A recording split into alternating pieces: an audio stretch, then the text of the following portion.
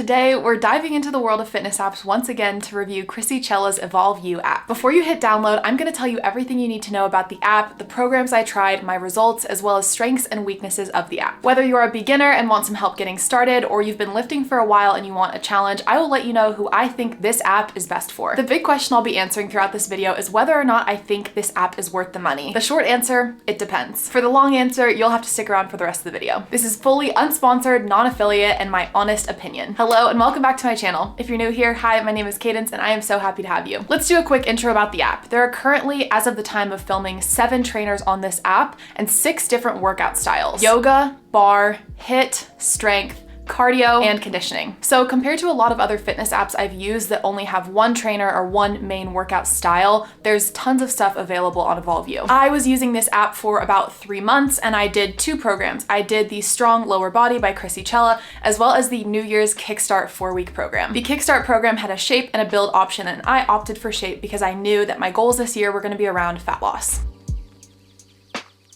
Let's chat about my results and my thoughts on Kickstart. I feel like this program did a really good job of preparing me for a more serious fat loss program. If you're not familiar, I'm doing a 90-day cut challenge right now. I'll link my episodes of the challenge in the description if you want to check it out. I've been following a plan I created based on the science of sustainable, healthy, long-term fat loss, and things have been going really well actually. But anyway, besides the point, this was a really nice transition from purely strength training, which is mainly what I was doing before, to more circuit style, higher heart rate type movements. This added in a little bit of lightweight circuit, some supersets and trisets, things like that. It's honestly just fun to do a New Year's workout program. New Year's is one of my favorite times of year just because there's so much motivation in the air. There's lots of people who are starting their health and fitness journeys. The gyms are packed. I know some people complain about it. I think it's fun. I love to see people getting into health and fitness. So New Year's is just, there's great energy during that time. So it was really fun to do a New Year's program. Since it was only a month, I didn't really notice any results, except that I did feel like I built a little bit more of a cardio base. So towards the end of the 4 weeks, I found the circuits a little bit easier than I did originally. I also didn't make any serious diet changes, and I don't think I was doing enough cardio to really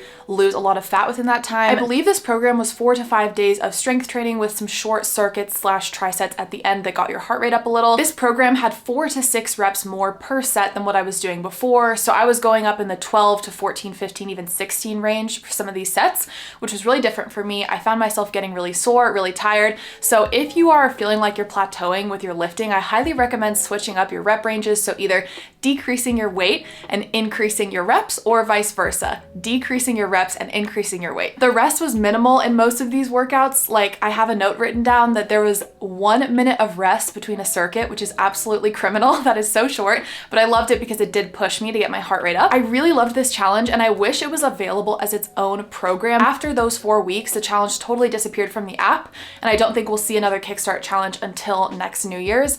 So that was a little bit of a bummer because I would have continued this program, honestly just repeating it if it was available, but it was gone. So kind of a bummer. But yeah, overall, I did enjoy it.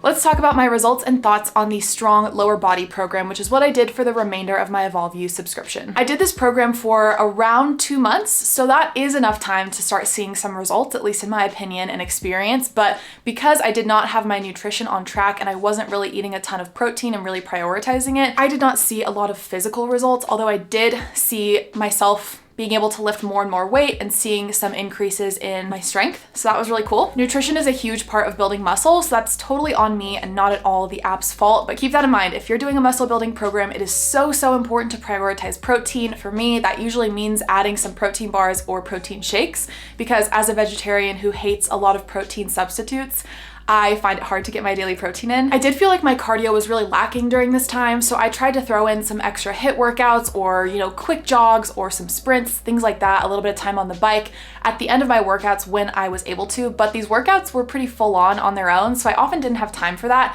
which is unfortunate because with Kickstarter, I had started to build that cardio base, and I feel like I lost a little bit of that during the Strong Lower Body program. So although I know the purpose is strength, so the workouts make sense, I do wish there was just a little bit of an emphasis on cardio because it is so important for your health, and it is possible to successfully do both cardio and strength building at the same time and be able to improve at both of them. It's easier to focus on one goal, but since they're both so important for your health, I like doing both at the same time. So that's like my one criticism, I guess. I liked that the workout workouts changed every 2 weeks, if I'm remembering correctly, instead of every week. That way you were able to kind of perfect those movements before starting a new set of workouts. The program focused mainly on compound lifts with a little bit of accessory work, but I did really enjoy that because I find compound lifts are really effective for getting your whole body involved and making good use of your time at the gym. This program stuck to the basics. I never felt like I was doing weird, obscure exercises or like felt awkward or anything like that. It was really just the classics. If you do want something really unique that is always changing and you're always getting completely new workouts, I would recommend instead Natasha Ocean's programs. That's actually a critique I had of one of her programs, was that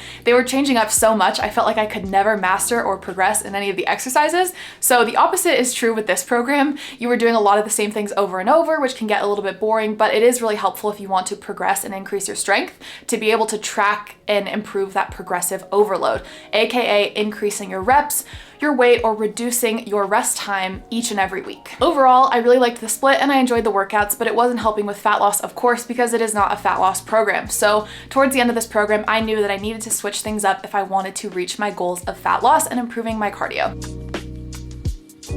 Let's talk about the recipes on the app. So I'm a very, very picky eater. I'm also a vegetarian and I don't eat eggs. I'm very difficult to please when it comes to recipes. I consider the recipes almost a freebie within the app. I know that a lot of other fitness apps don't include recipes, or if they do, there are very few, and it's often a little bit harder if you're vegetarian, vegan, or have any other kind of dietary restrictions. They had stuff for all different types of dietary restrictions, including vegetarian, which I really appreciated. They're good inspiration. A lot of them are really simple, like, you know, avocado toast or like peanut butter and fruit on toast, like that kind of stuff. But it's really nice if you don't know what to eat and you want to find something that is relatively healthy. I mean, healthy is so subjective.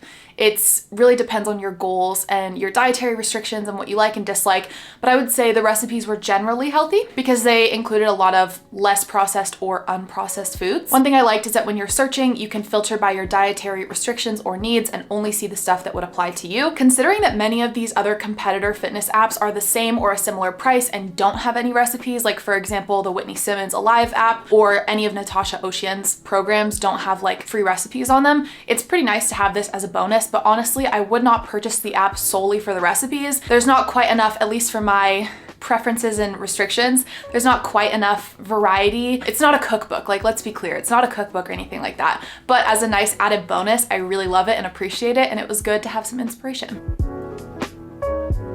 Let's talk about the community tab. So this is something that's pretty unique as well in the health and fitness app world. I don't think any of the other apps that I tried had a community tab where people using the app could post and interact with each other, support each other, give each other accountability, things like that. I think it's really awesome, especially if you're new to working out and trying to build that consistency and routine, having people there to support you if those people don't exist in your personal, like real non-online life. Not that people online aren't real, but sometimes it's nice if none of your friends or family are interested in going on a health or fitness journey to find those people elsewhere.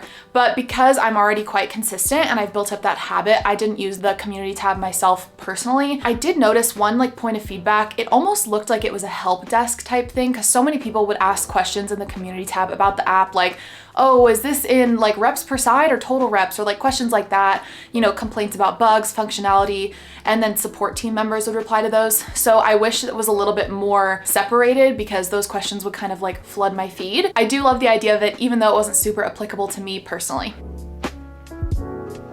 Let's talk about my overall likes for the app. I love that the app reads you your next exercise so that you don't even need to look at your phone. If it's playing through your earphones, you can just hear it. I love that you can add notes, add your weights, and have all of that history available to you within the app. The weights history is awesome. I love the timer beeps. You get a 3, 2, 1 countdown before the start of each set. I love that you can select exercise alternatives for your workouts, and then that also adjusts it within the workout itself and for your weight tracking and everything like that. For a lot of workouts, they're a little bit customizable, so you get to choose whether you want to do a cardio finisher or just like a stretch routine. I love how you can preview your next exercise and preview the whole rest of the workout without exiting your current exercise. So it's just a very seamless experience. I love how many trainers and programs there are on the app. The exercise demo videos are awesome and super helpful, especially if you're a beginner and you want some instruction on how to perform these exercises. Some exercises even have coaching and form tips written out separately, so that's super helpful too. The recipes are a nice kind of freebie bonus, and the community tab is great if you're looking for that community in the fitness space. I thought the yoga workouts were actually really fun and different and something I normally wouldn't have tried if it weren't for the app. And I was doing those before bed and sometimes in the morning on my rest days, and I felt very calm and relaxed, and it was just amazing. So it's cool that you have that opportunity to try new things and integrate new things into your routine because there are so many options on the app.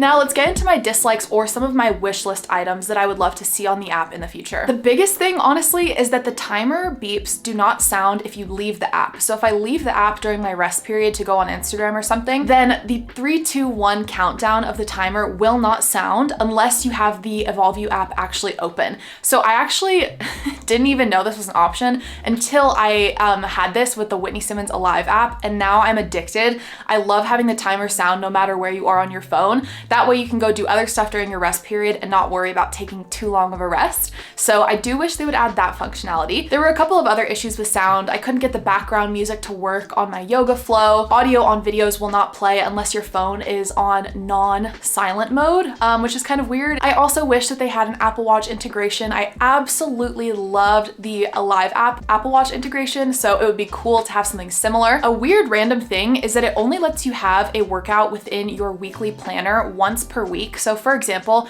I did the same ab workout on 2 days of the week, and after I did it on that second day, it removed it from my first day and it would only show it once. So that's like a kind of random thing. It's small, it's minor, but I don't love the way the weights history section looks and kind of the weights input. I think it could be a lot more seamless and user-friendly. I know Chrissy posted on her story recently that they're working on some updates. In the future, they're gonna be showing a chart to see how your weight changes over time, which I think is really cool so that you can really see your progress outlined in a visual way. That is cool. It doesn't solve the issue I had with the UI. When you're on your second or third set of that exercise, it's not super intuitive to enter your weights, and it's easy to accidentally enter it for like the first set rather than the second set, things like that. I had a lot of bugs with the timer, unfortunately. Like it would skip, so it would go from 17 to 15 instead of passing through 16, kind of weird. There was one HIIT workout where I could not get the timer to work to save my life. It was just being like completely buggy, and I had to restart the app and like lose my progress in my workout, which was a little bit annoying. I have a huge issue with the search functionality because the search, you have to exactly say what you're searching for an exercise alternative in order for it to come up. So for example, if I searched barbell, I wouldn't get what I was looking for. I would just get almost like a random assortment of exercises. But if I searched like barbell bent over row, then I would get what I was looking for. I think you would call this a fuzzy search. Instead of doing direct matches, it gives you like similar matches. Anyway, this is like getting a little bit technical, but I just think the search functionality could be improved. Although I understand the importance of a good warm up and cool down, unfortunately, it just was not realistic with the amount of time that I have in the morning to work out before work. I know that's the case for many of us, but I had to skip or greatly reduce the amount of time that many of these warm-ups and cool downs took. So I do wish that they offered like a super condensed version just so that I could know what the most important things to warm up for my workout were and just do those. Because I would try to craft my own warm-up, but it would be cool if the app did it for me, like a super condensed version. The last dislike is that if you unsubscribe, you lose everything. Now, of course, it makes sense that you don't get access to the content of the app once you unsubscribe, but with the Alive app, you still get to see your journey, your progress photos, your workout history, and things like that, so that you can kind of still have that progress you made immortalized somewhere, if that makes sense. With the EvolveYou app, you get completely locked out of the app, so I lost access to any information I had stored in there, especially my weight history and the number of workouts I did, and that kind of stuff. It would be really cool to still be able to see that. It's really a bummer if you've been tracking your progress in there for months or years and you lose all of that when you unsubscribe. And I have no idea if I reactivated my subscription, if anything would still be there or if it would be totally wiped clean. So let's talk about the things I've missed since I started writing my own program. So I wanted to do this review after I'd spent a couple of months writing my own workouts so that I could really give you a sense of the benefits of the EvolveYou app compared to writing my own stuff. Having stuff written out for AdvanceInYou is really great. It takes the thinking and the energy out of it, and it really speeds things up. So I do miss that. I also really miss having the exercise alternatives readily available because a lot of times the equipment I want to use is already being used, and since I don't have a lot of time at the gym in the morning, things, I like to just swap in an alternative. So I don't quite have every exercise alternative memorized. So it was nice to just have access to all of those within the app. Tracking progress within the app is so much easier because you have your weight history available as each exercise comes up in a workout. So I could just tap really quick, see all of my history, and then know what weight to start with or what weight to pick. It's a lot more complicated when you track in your notes app or whatever. The main thing I missed is the rest timers. Having timed rest really encourages me to push myself. It prevents me from getting as distracted, like playing on my phone or whatever. Next thing you know, 5 minutes has gone by because I'm scrolling through Instagram. Like, it's a serious problem. But the good thing is I have become more familiar with my own body, and I kind of watch my heart rate on my Apple Watch until it recovers to a certain point, and that's when I'll usually start my next set. So it's cool in that way that it's a little bit more personalized to how hard I push myself rather than like the rigid, oh, like 1 minute or 90 seconds or whatever. But I do think the rest timers force you to push yourself a little bit more than if you're timing your rest yourself. Let's talk about who this app is good for and who I think this app isn't as good for. I think this app is great for people who aren't sure what style of workout they're going to like, who are maybe starting their fitness journey and want to just have access to tons and tons of different trainers, programs, and styles. It's also great if you want some structure, some form tips, video demonstrations, and to just really get familiar with the world of working out. Also, if you don't have time to write your own stuff or you don't have interest in writing your own stuff, it's really nice to have all of that readily available. If you're looking for a mature fitness app with tons and tons of content as well as recipes, community, different programs, and you want to really get your money's worth, this is probably the app for you. The app is really mature. It's been around since 2019, and they've been investing a lot in improving the app, the experience, and bringing so many new trainers on, which is really amazing. So if any of that sounds like you, then I think this app would be a good fit for you and probably would be worth the money. I don't think this app is as good of a fit if you are a really advanced lifter who knows what you like and can come up with exercise ideas on your own. This may be a hot take, but just to be honest, as someone who is pretty experienced with lifting, and by now I can name off the top 20 lifting exercises off the top of my head, like I've got them memorized by now, right? As someone who has a lot of experience, I didn't find the Strong program specifically as helpful for me, and I didn't feel like there was as much at the time I was using the app, which was January through March of this year, 2023. I didn't find it as catered to my skill level, the advanced level.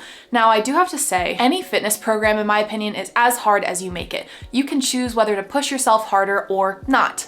So, of course, I always could have pushed myself harder, but I just felt like I could write my own lifting program and apply the principles that I know about, like, you know, compound movements and trying to do progressive overload and the ways you can do that, and track it myself and get very similar results. And that's probably mostly due to my experience level. The app allows you to swap in exercise alternatives, but otherwise it is not super flexible. And I think as a whole, the app caters more to beginner intermediate than advanced expert level. I also don't think this app is great for people who want to do programs over and over again and who want to own something. So the app is only providing value for as long as you subscribe, of course. That's how subscriptions work. This is my main problem with many of these fitness apps, is that you never actually own anything. So you get to borrow these workouts and these features for as long as you pay for it, but you cannot continue to get value out of these programs over and over like you would if you bought, for example, one of Natasha Ocean's programs or one of the Sarah's Day ebooks or things like that. It's really awesome that you have access to so many programs and so many trainers and lots of options, but of course you can only do one at a time. It just sucks when you stop subscribing and suddenly you have nothing. The cool thing about, like, for example, a PDF fitness program, although it has way less functionality than an app, you can do that program over and over again and again, and your cost per use gets really low.